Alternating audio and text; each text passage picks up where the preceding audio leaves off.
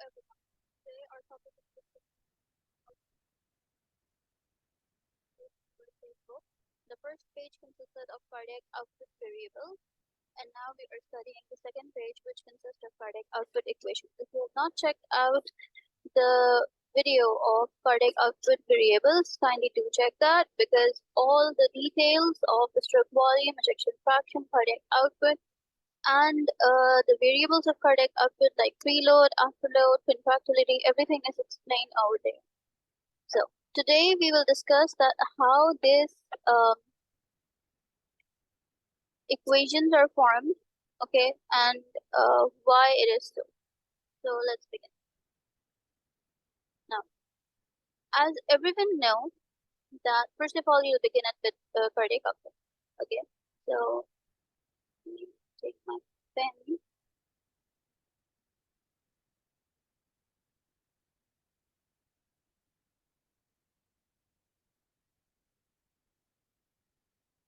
Okay.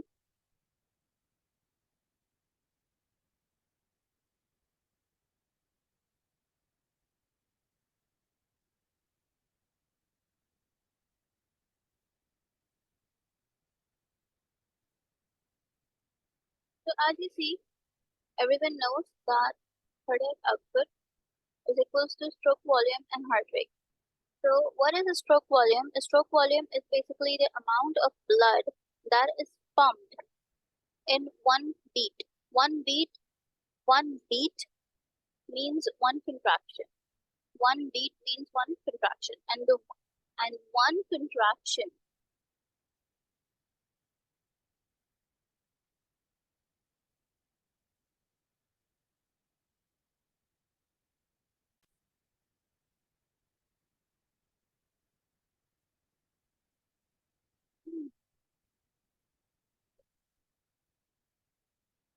one contraction.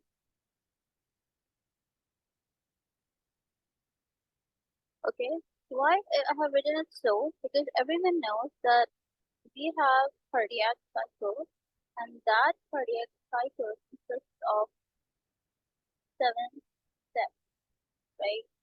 So this beat consists of all 7 steps. So we will be talking about that in further videos. So till here, one should be very much clear that what is the stroke volume. So it is the amount of blood that is pumped out of the left ventricle of the heart in one beat.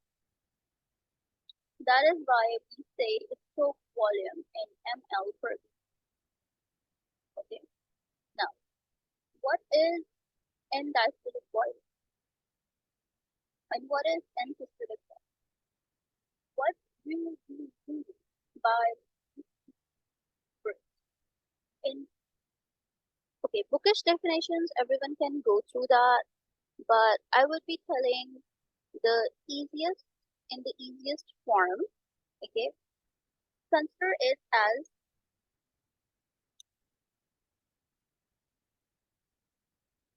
this is the left ventricle and this is the atrium. Okay, and here comes the aorta.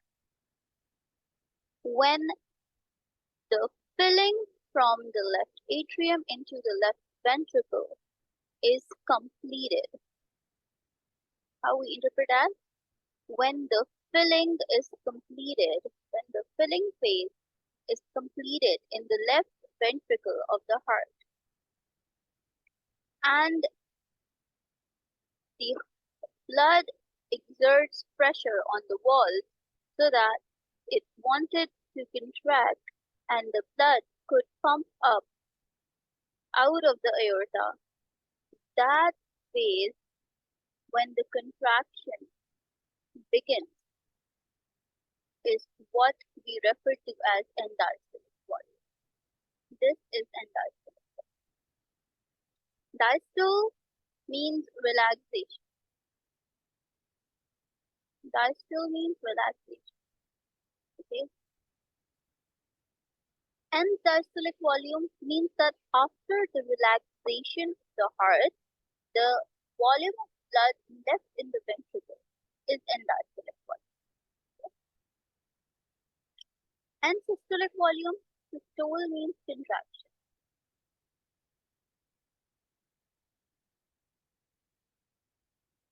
After the contraction is completed, the amount of blood that is remaining inside the ventricle is end-systolic volume. So from that, we can say that end-systolic volume is when the relaxation begins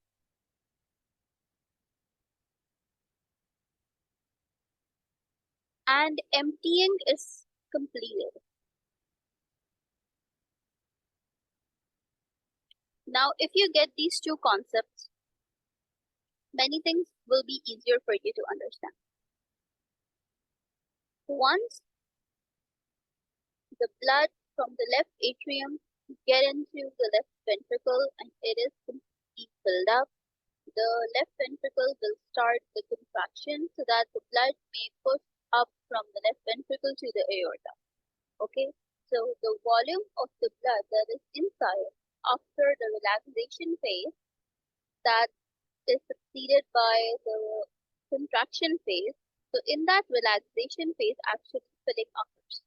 Okay, so filling basically is occurring in the relaxation, and once it's completely filled up, once it's completely filled up, the contraction is beginning, and that is the end-diastolic volume. Okay, now when we talk about end-systolic volume, it is when the contraction is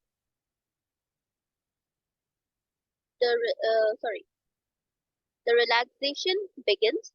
That means that contraction is completed, and now the left ventricle starts to relax.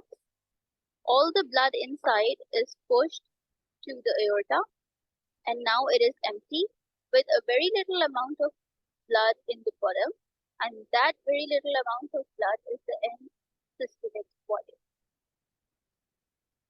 Okay.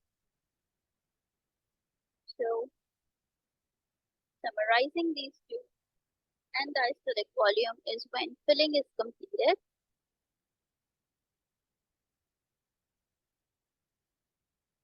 and the contraction begins. End systolic volume is when the emptying is completed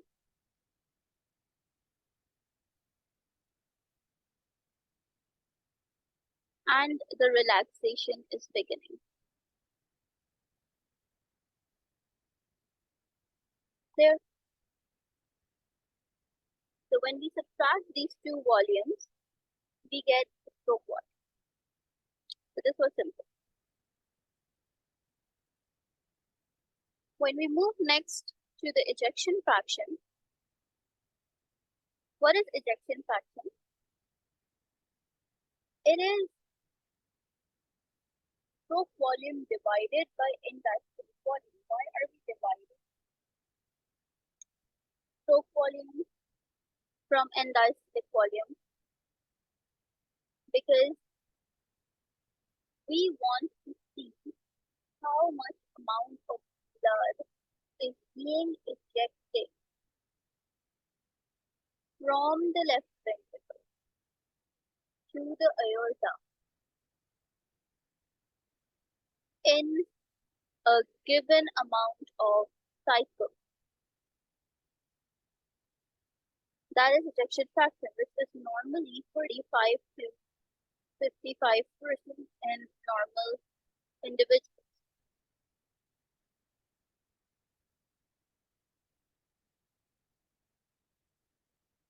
So it basically tells how efficient the left ventricle is contracted.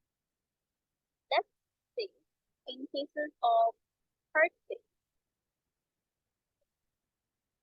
SF, in cases of heart failure, what will be the ejection fraction? Will it increase or will it decrease? Obviously it will decrease. Why?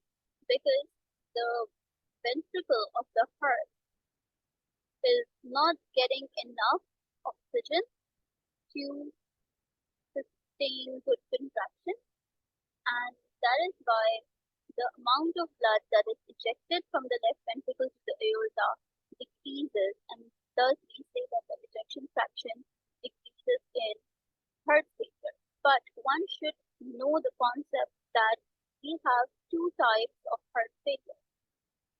One is a systolic heart failure, and second is a diastolic heart failure.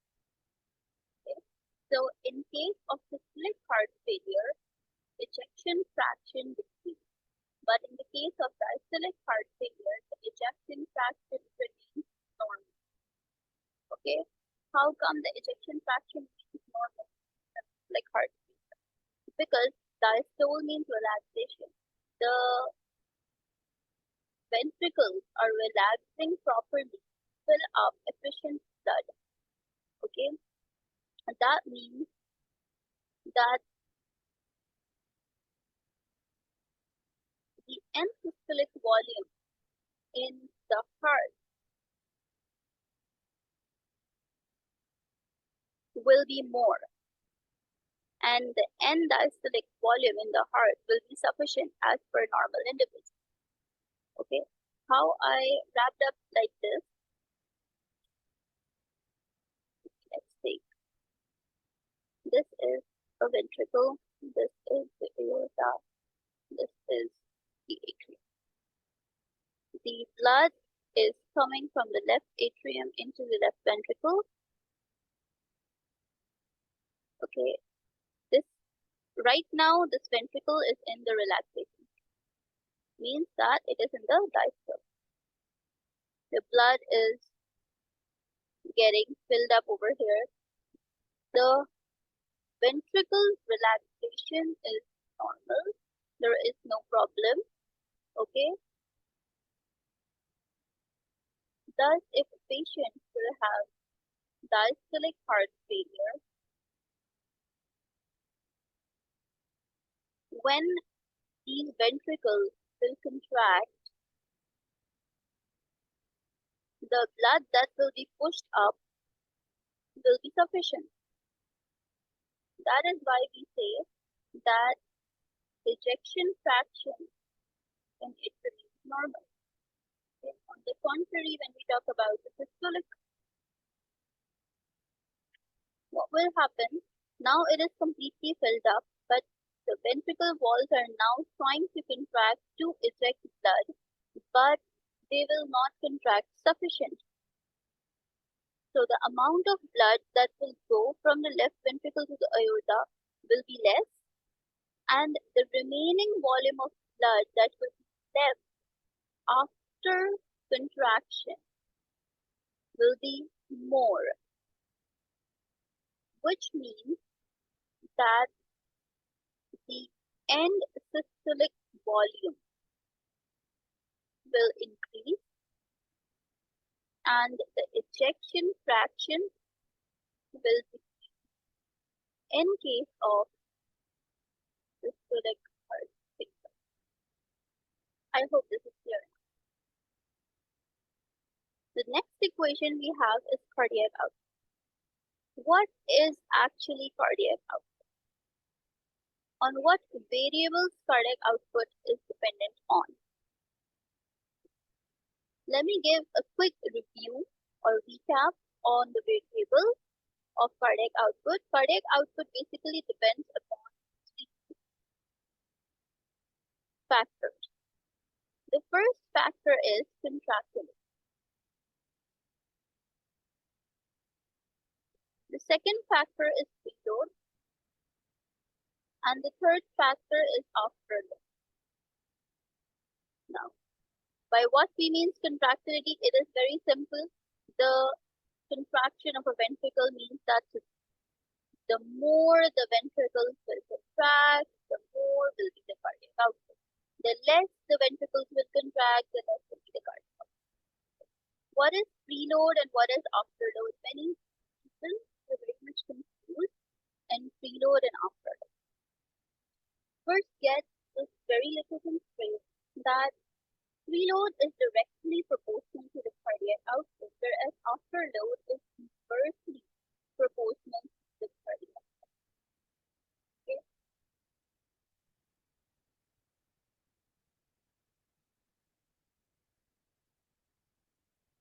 Why do I say so?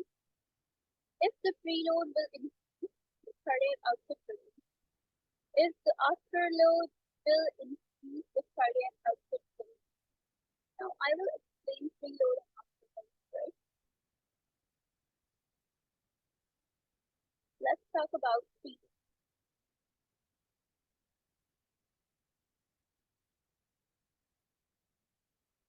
Let's take an example of a room. This is a room, this is a door, and this is a passage. There are so many people inside this room.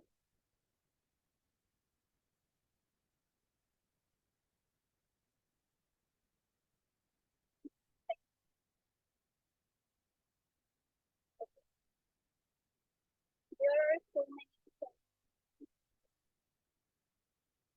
So, try to identify this room. This room is completely filled up, jam-packed with people.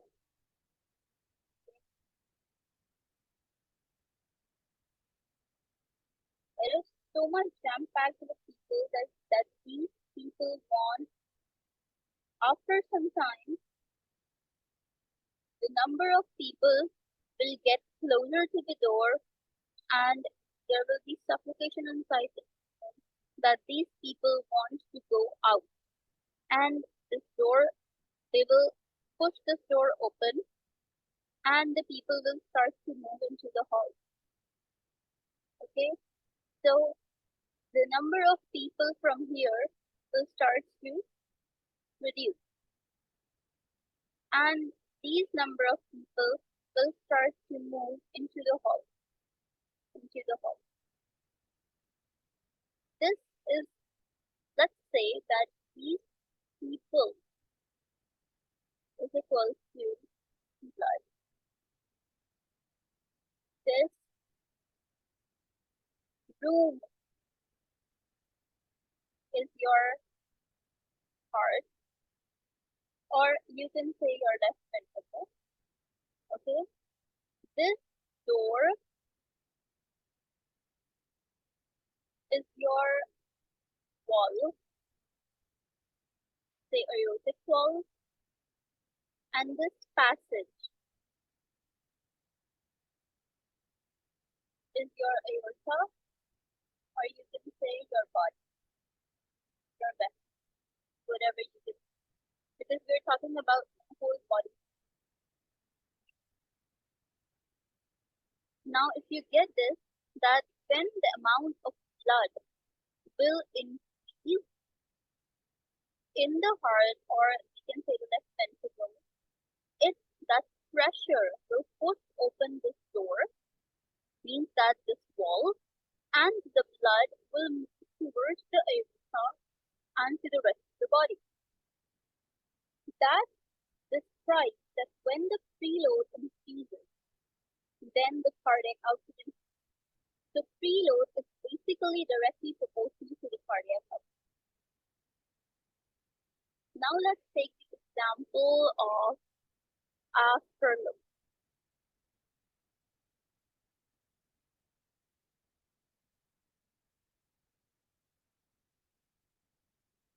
Okay. What happens in case of afterload?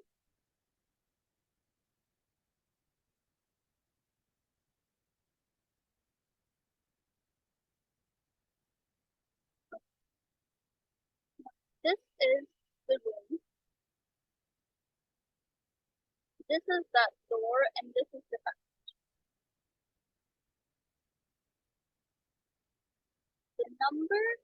The problem here is that this door is stiff.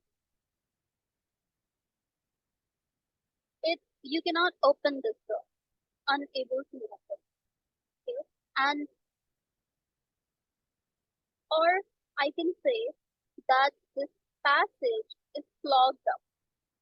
There is so many people already in the hallway. So many people already in the hallway that this door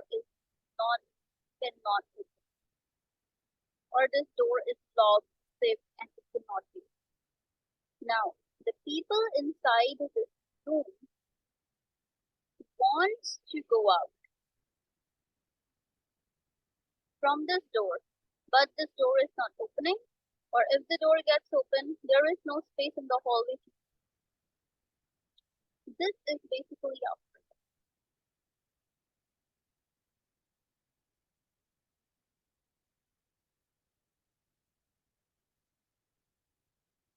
So if the people cannot go out, or the blood cannot go out from the heart into the aorta because of any problem, maybe it could be some aortic valve issue, right? Like aortic coagulation or aortic stenosis, or I can say that with old age, the blood vessels become calcified, hardened up. So people develop hypertension in old age because of the calcified hardened blood vessels. So in all those cases, the afterload, and when the afterload increases, the cardiac output. Why? Because the people cannot go out of it. When the people will not be able to go out, that means that the blood is not able to come out of the heart efficiently. That will decrease the cardiac output. And by so, cardiac output is equal to stroke volume and heart rate. So, stroke volume, as discussed already, that it is the amount of blood in ml per beat or per contraction. And heart rate is the amount of beat per minute.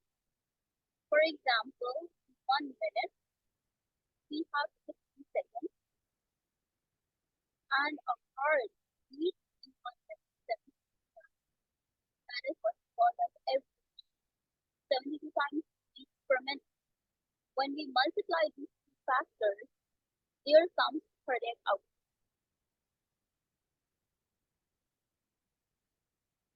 I don't think that this understand, but I have already discussed with people and offered on table also, so one can also check out over there. I think now preload and afterload should be.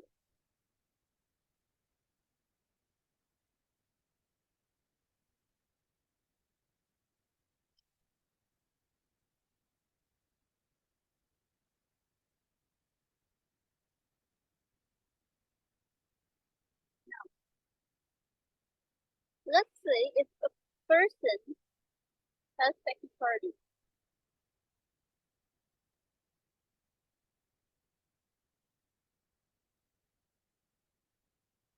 person has tachycardia, and with tachycardia means that the heart is quite very fast, means more than 100 per minute, which is tachycardia, 100, more than 100 beats per minute.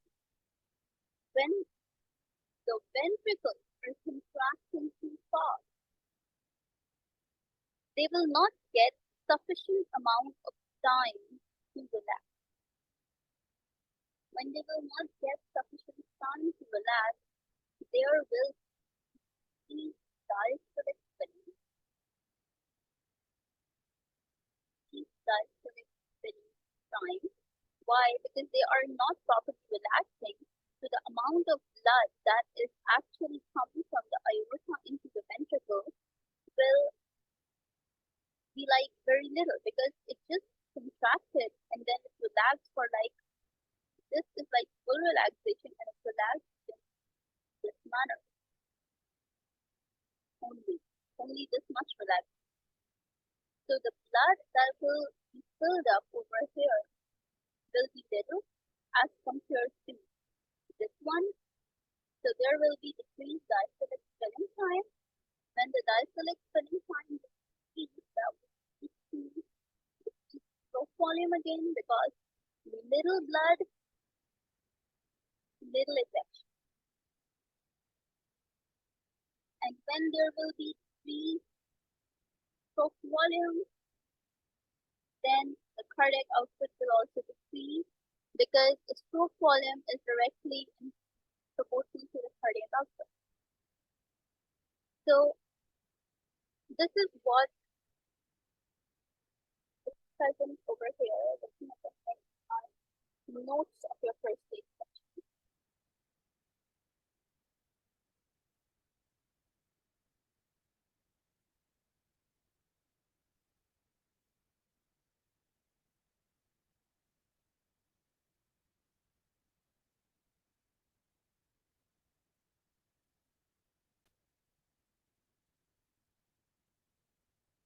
The next topic is fixed principle of the cardiac output. So this is the fixed principle. So this cardiac output is equal to rate of oxygen consumption, which is divided by the oxygen content subtracted from the mean oxygen. So I have an example of this in order to calculate the cardiac output. So let's look into it. Let's say the oxygen consumption. This is a person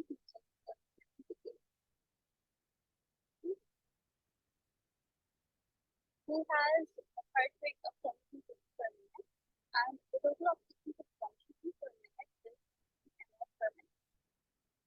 Now his systemic arterial oxygen function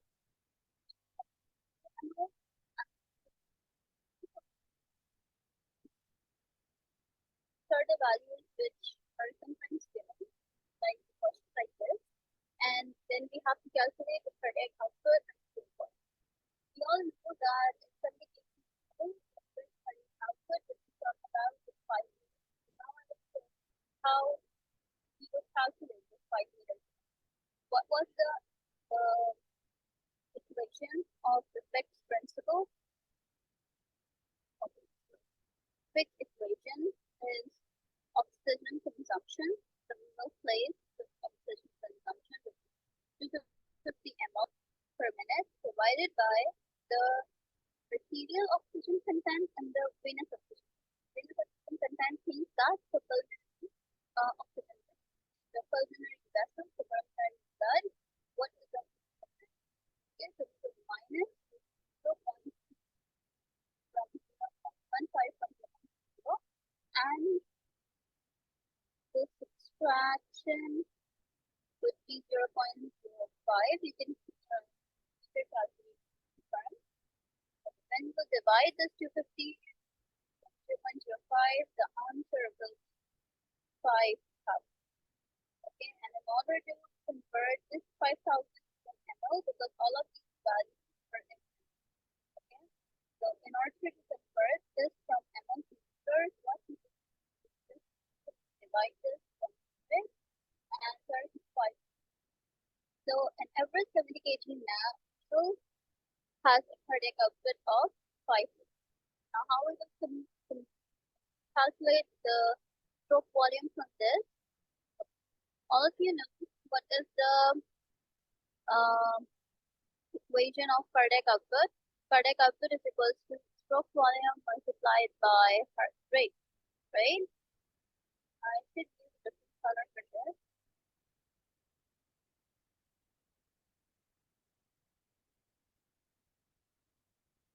The cardiac output is equal to stroke volume multiplied by heart rate. Here we want to calculate the stroke volume, so stroke volume is equal to cardiac output divided by heart rate. If this heart rate will go the other side, right, multiply by convert to divide, that is what we learned. The cardiac output is 5 liters or ml value by 5,000, and we have divided by 7. So in our calculator, the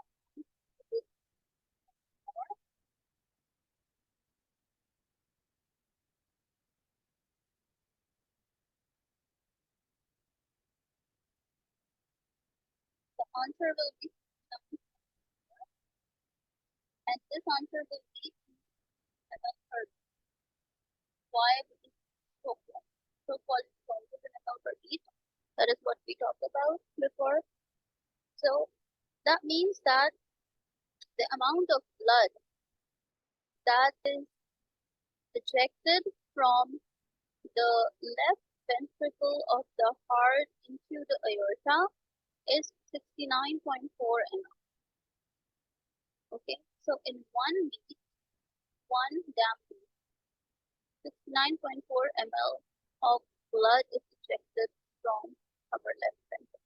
We always say left ventricle when we talk about cardiac output, stroke volume, and systolic and diastolic. Why? Because that is what the blood is are circulating through the body. That is the systemic circulation.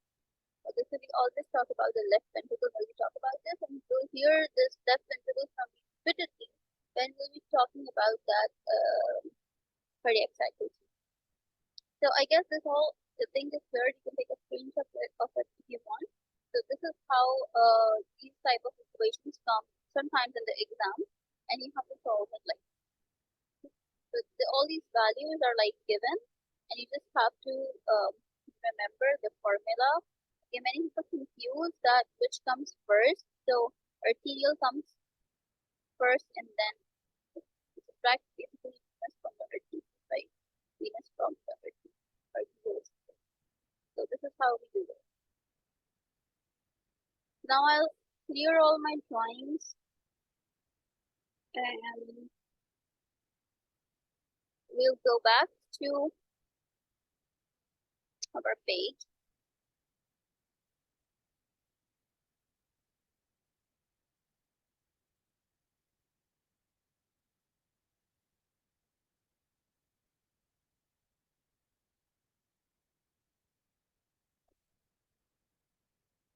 So we have done with the stroke volume, ejection fraction, the cardiac output as a whole. There is one this little thing written over here that is already taken of exercise cardiac output. You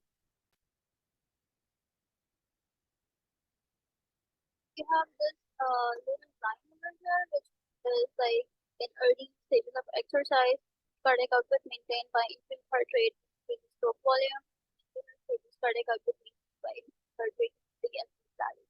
So I would like you to stop this concept over here first, and we will discuss this line when we will be discussing the volume loop.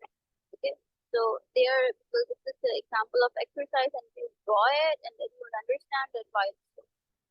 Okay, so just this line right here, I'm not discussing it right now. Let's move to our first equation, which is pulse pressure.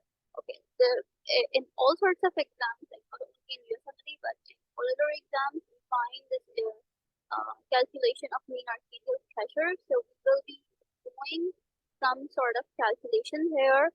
Okay, the first thing which you need to know is that pulse pressure. What is actually pulse pressure? It is the difference of systolic blood pressure to diastolic blood pressure. And all of you know what is systolic blood pressure, and all of you know what is diastolic. So we'll move further. Pulse pressure directly proportional to the stroke volume and inversely proportional to the arterial compliance. Yes, this is something which one should understand. What does this mean? Why it is directly proportional to the stroke volume? We can say it like this, that the stroke volume determines the systolic blood pressure. Okay, and the arterial compliance determines the total peripheral resistance, which determines the diastolic blood pressure. There is a space over here to write. Okay. Now one should understand. Everyone has understood what is the stroke volume and why it determines the systolic blood pressure, because the stroke volume is the ejection of the blood, okay, from the left ventricle in one beat. So systole is the amount of pressure exerted from the blood in a contraction is basically systolic blood pressure. Okay, that blood which is ejected out because of the contraction, because of the systole, and that is exerting pressure on the walls of your arteries is actually systolic blood pressure. Okay, And now when we'll talk about arterial compliance that we have not discussed before, what is compliance? Let's say this is an artery, arterial wall. I'll make it wider. This is arterial wall, okay, and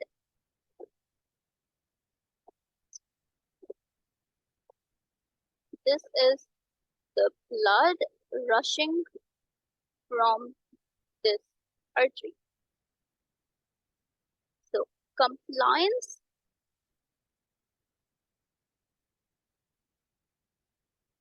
is equals to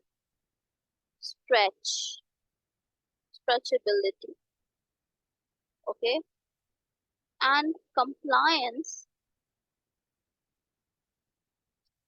is inversely proportional to, I should use this, compliance is inversely proportional to resistance. So these will be the terminologies that we will discuss further also in order to understand some other parameters. So compliance equals to stretchability. That means that, such as we talk about lung compliance, right? So what is the compliance of lungs? That the amount of air that lung basically holds inside, that is lung compliance. So when we talk about the arterial compliance, it is that the volume of blood that artery can hold inside, that artery can push further, it can maintain the flow, that is arterial compliance. But when, let's say, there is some sort of resistance, that in early old age, in old age people, the vessels, the walls of these arteries become calcified, okay, they are like pipe, you know, on chest x-rays in such people, we find that lead pipe appearance. So when these walls remain like a lead pipe, so when the blood pressure raises up, okay, this pressure of the blood is exerted on these walls of the artery, and there is no stretchability or expansibility present in those arteries because of old age. That leads to increased blood pressure, that is hypertension we call it, right? In individuals like us, when there is a little amount of blood pressure increase, then there is this compensatory mechanism that goes on inside our body, and it maintains our blood pressure because we youngsters have good arterial compliance. So the arteries stretch, it making room for more pressure and more blood, and our blood pressure will raise up as it does in the old age people or in some sort of disease debate. So when we go back, going back, what I said was that arterial compliance determines total peripheral resistance. Okay. Now, peripheral resistance is basically when we're talking about the whole blood vessels of our body, that is total peripheral, that all the vessels are present in periphery, are causing resistance. Okay. So if the compliance increases, the resistance decreases, or if the resistance increases, the compliance decreases. Okay. This total peripheral resistance determines the diastolic pressure, that is the blood pressure exerted on the walls of the artery when the ventricles are in diastole or relaxation. And when we subtract this systolic blood pressure from the diastolic blood pressure, there comes pulse pressure. But the equation is not that. They don't ask us what is a pulse pressure. What they ask us instead is what is mean arterial pressure. So sometimes, and why this mean arterial pressure is important, because sometimes we see in our hospital setups that there are so many patients who are consecutively having lower blood pressure values, like let's say 90/50 or 80/40 or 155 or 95/45. So we see these sort of a value, and then what we do to them is we give them some junior doctor will think, and they will give them hemasil, which is yellow fusion, or um, some normal saline or something. But that is not important. Why? Because when we see a pattern of lower side of blood pressures, we need to calculate the mean arterial pressure. If the mean arterial pressure is normal, that means that person can survive with those pressures. Similarly, when a person has persistently higher blood pressure, like 155/90 or 180/70 or 165/85. So when an admitted patient has this sort of a blood pressure value, that the person is fine totally. So that means that the compensatory mechanism is going on inside that person, and that person can survive with those pressures. So what actually matters is mean arterial pressure, and that is what we calculate from these two values. Okay. So now we will calculate mean arterial pressure.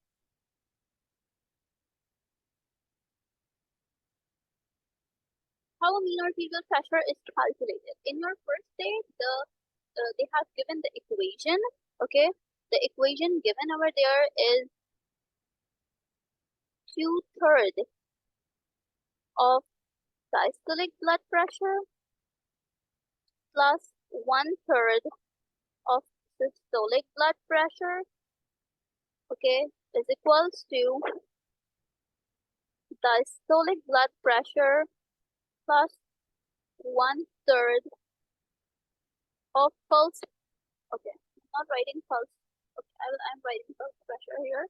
Pulse pressure. Or I can write it as diastolic blood pressure plus 1/3 of systolic blood pressure minus diastolic blood pressure. So basically, this is the equation which we need to remember for our papers. That diastolic blood pressure plus 1/3 systolic blood pressure minus diastolic blood pressure. That's calculated. So I'll be writing this equation again here. Diastolic blood pressure plus 1/3 systolic blood pressure minus diastolic blood pressure. This is the equation to remember. Now we'll take an example of a pulmonary artery pressure. Okay, a pulmonary artery pressure, which is 40/20, and then the systemic arterial pressure, which we consider normal as 1/8. So we will calculate both of them. Let's calculate arterial blood pressure first. Now, the diastolic pressure over here is 80 plus 1/3. Systolic blood pressure is 120 minus 80. So what we get is 80 plus 1/3, 40.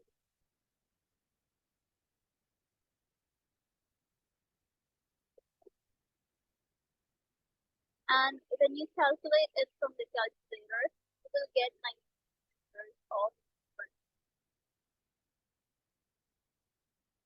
So this is what your mean arterial pressure, mean systemic arterial blood pressure is.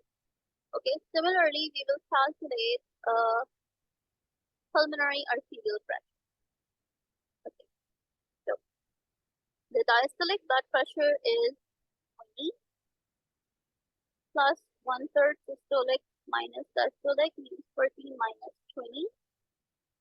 So 20 plus 1/3 into 20. And when you will calculate this, your calculator, your answer will be 7 millimeters of mercury. So that is your pulmonary arterial pressure. Has anyone thought about this fact that we say we call it as a mean arterial pressure? Talk about mean, mean is basically the midway or the halfway value.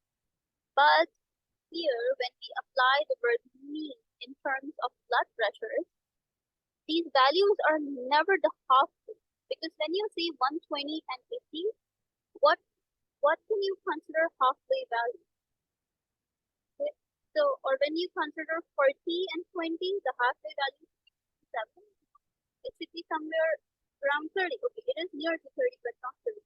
So, why it is not exactly the halfway value? Because our heart spends more time diastole. So this thing one should be clear in our head, that our heart spends more time in diastole than, and you will understand this mechanism of spending more time in the relaxation phase when we will look cardiac side. Okay, in that we will distribute our phases of contraction and relaxation step by step and understand the mechanism how it occurs. Okay, so then you'll understand that how many seconds the heart is actually spending on diastole and how little on systole. And only because of that, the value of mean arterial pressure is never halfway and it is more closer to the diastolic side. Like 93 is more closer to this 80 and 27 is more closer. These are the normal which we're talking about. But if in some individuals these values are like too high or too low, okay, and for every blood pressure value, like as the one I wrote before, we calculate a mean arterial pressure and there is a lot more fluctuation. That means that there is some problem meaning. Go back to our book. Here, to give, I discussed with you mean arterial pressure in terms of both arterial and pulmonary. Let's see what is here that they're offering us. Increased pulse pressure is seen. Okay, now now we're talking about increased pulse pressure means that this difference we are talking about. Okay, just as we calculated 120 by 80 pulse pressure as worth. So we are basically talking about worth. Okay, so when this pulse pressure increase, let's say to 60 or 70, when we see this in aortic regurgitation, because there is a problem in the aortic wall, okay, and the blood that is already in the aorta is returning back to the left ventricle, and because of that, when the left ventricle is actually contracting to eject all the blood out, it is not doing that sufficiently, and that is increasing the pressure on the walls of the artery. Okay, so that is an increased pulse pressure, and that can be seen in aortic regurgitation. And same concept applies when we talk about aortic stiffening. Okay, isolated systolic hypertension in older adults that I was saying again and again. Then we have another condition as obstructive sleep apnea. Why it occurs in this? Because of the increased sympathetic tone, and we know that when the sympathetic tone increases, the blood pressure rises. What are the receptors present on our blood vessels? They are alpha. Now, high output state, like in anemia, in hyperthyroidism, in exercise, okay, transient and all that. Then we see a decreased pulse pressure in, again, aortic stenosis. Stenosis is different and stiffening is different, okay? In cardiogenic shock, cardiac tamponade, and advanced heart failure. And we'll be discussing all of them in pathology. So let's hold on to the concept still here.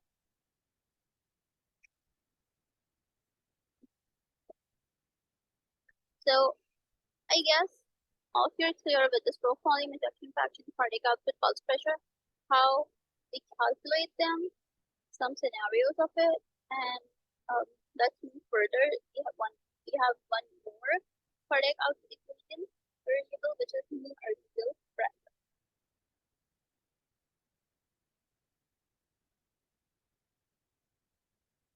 And I already discussed it. There is another equation of it, that cardiac output is equal to peripheral resistance. But if they give it this way, you can calculate it this way. But if they're not giving it this way, then this is the ultimate equation. One.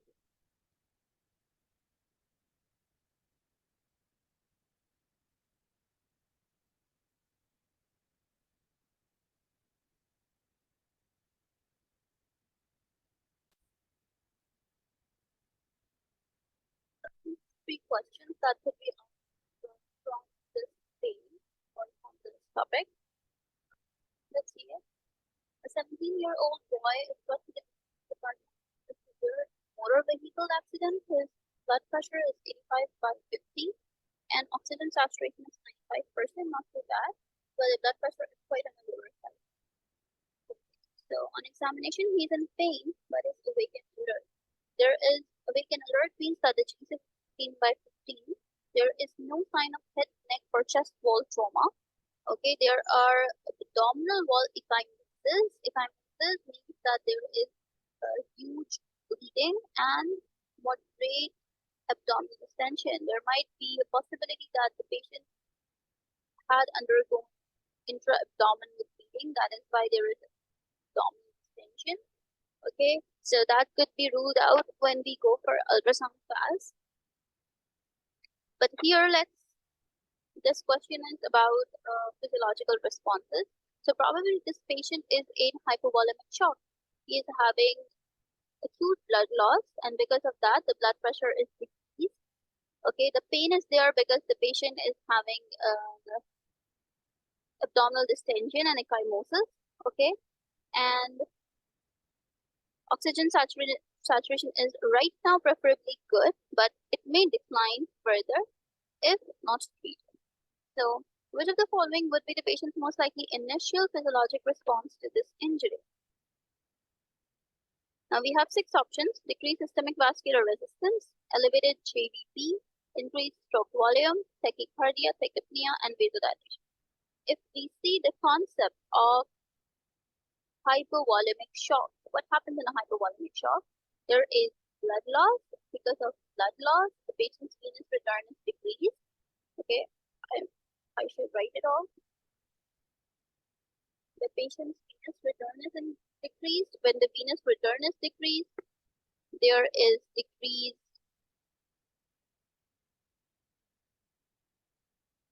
preload. When the preload is decreased, the stroke volume is decreased. When the stroke volume is decreased, the cardiac output is also decreased. The contractility is decreased. And in the compensatory mechanism, heart rate goes up. So I will go with I will go with tachycardia.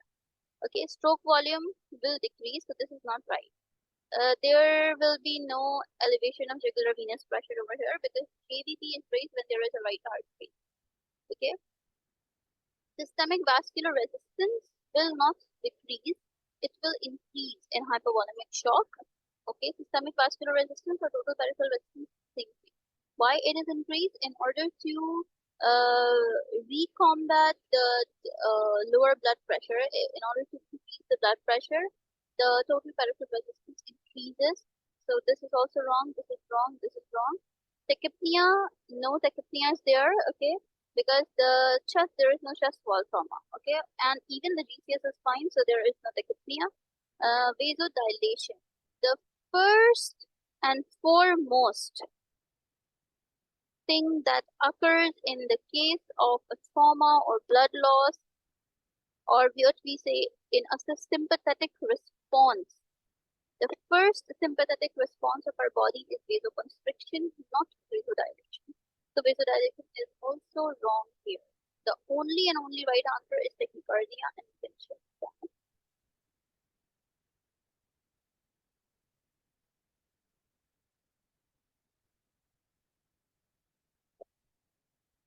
Yes, 74% of people marked it right.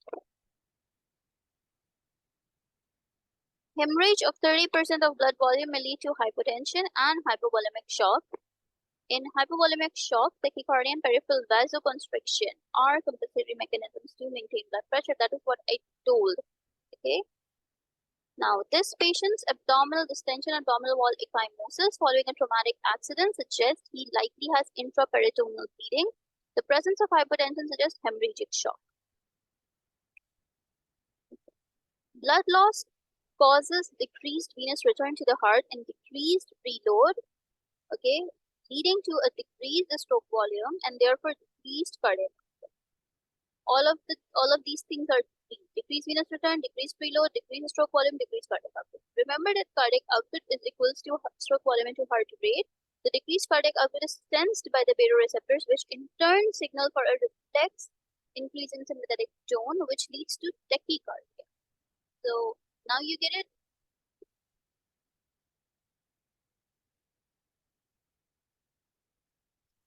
It leads to tachycardia.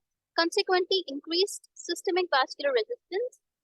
Okay, so in the options was given decrease, but it will increase the systemic vascular resistance.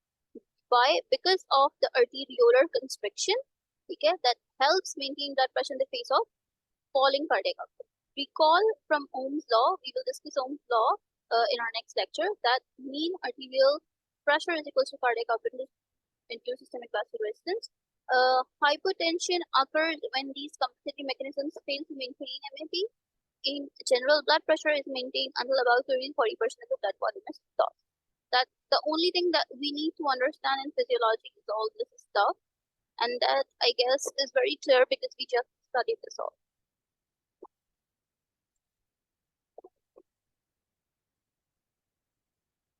Okay, let's move towards the next question. The next question is, a 45-year-old man is found to have lower extremity edema and a new murmur. His measured cardiovascular parameters are shown. Pulse is 75 beats per minute. Mean pulmonary artery pressure is 15, right atrial is 2, left atrial is 5, mean arterial pressure in the aorta is 95. Okay, now what they are trying to ask? They are asking best estimate of the patient's stroke volume. They have given these three values: oxygen consumption 250, oxygen content in the femoral arterial blood. It could be anything. It should be arterial blood, and that is 0.20. Pulmonary arterial blood is 0.15. We already know how to calculate that. 250 divided by 0.20 minus 0.15, and that will come 5,000.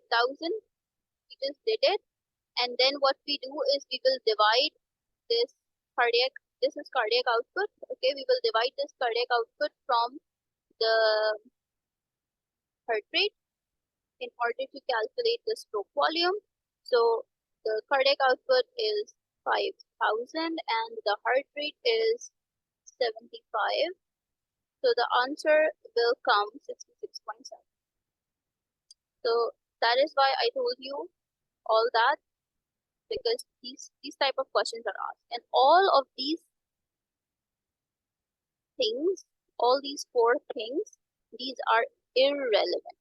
Just in order to confuse you, they have given these things that you may play with enough. Clear all this? And can check the answer. So the answer is 66.7 ml, which is right. So you see, this question came from the Fick principle, and they have calculated all this 5,000 ml and 66.7 ml per beat. That's all. Let's move to the third question. third question is, a 56-year-old man is brought to the emergency department 30 minutes after slicing his arm while chopping wood, leading to significant blood loss. His blood pressure is 92/58. Again, the blood pressure is on the lower side. On examination, he appears lethargic and pale because of the blood loss, right? His extremities are cool to touch. Okay, so we have two conditions. Here, this is a very question. It also gives you some knowledge about shock. We have two types of shock in which the blood pressure is, but in one type, there are cool extremities, and in the other type, there are warm extremities. So the shock in which we have cool extremities is hypovolemic shock, where there is significant amount of blood, and the shock where the blood pressure is low and there are warm extremities is a septic shock because of an infection, that is sepsis, right? So here we are talking about hypovolemic shock. Let's see the chart. Which set of findings would most likely represent this patient's condition within the first 30 minutes of the history? First 30 minutes they're talking about. That means that in the first 30 minutes there must be compensatory mechanisms going on. So this is again the same set of events occurring. That is, because of blood loss, the patient will have decreased venous return. Because of the decreased venous return, there will be decreased preload. Decreased preload will lead to decrease the stroke volume. Decrease the stroke volume will decrease cardiac output. Okay, and when the cardiac output will decrease, there will be reflex tachycardia because of reflex vasoconstriction. Okay, because the heart, because the heart rate will increase because of increased cardiac contractility. Okay, so we will see increased heart rate with increased cardiac contractility. The kidneys will be hypoperfused, so the RAS will be activated, the renin-angiotensin system. So renin will also increase, and the total peripheral resistance will increase in order to increase diastolic temperature. So we will see an event where everything will be in the first 30 minutes of hypovolemic shock. There will be increased heart rate, increased total peripheral resistance, increased renin release, and increased cardiac. Okay.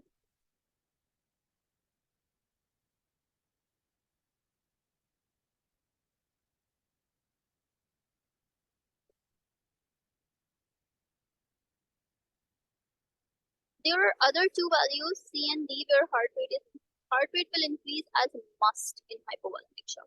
Okay. Now, if we see the other values over here, you see cardiac contractility is decreased here. Okay. Only this would be in a case of cardiogenic shock, that cardiac contractility will decrease and heart rate will increase. Okay. This C is also not right because total peripheral resistance is decreased over here, which will not be the right case.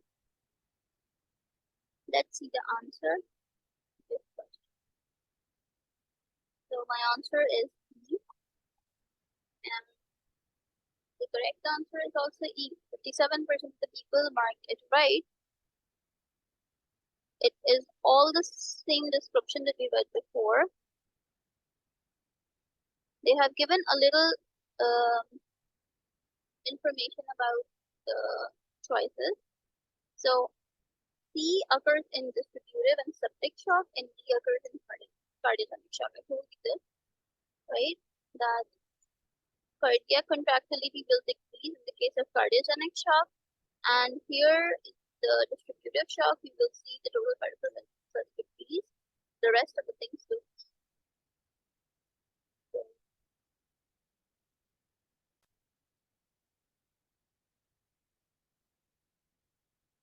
Here our topic of cardiac output equations is completed. The next topic is Starling curve, which is Frank Starling curve actually. This is a very important topic and it is very interesting. but I believe that doing this starting curve after resistance pressure. So first I will discuss this resistance pressure flow. Okay, because we just went through peripheral resistance. So further take it to another level, and then we'll study the starting curve and also the cardiac vascular curve, which are extremely important. These curves are extremely important.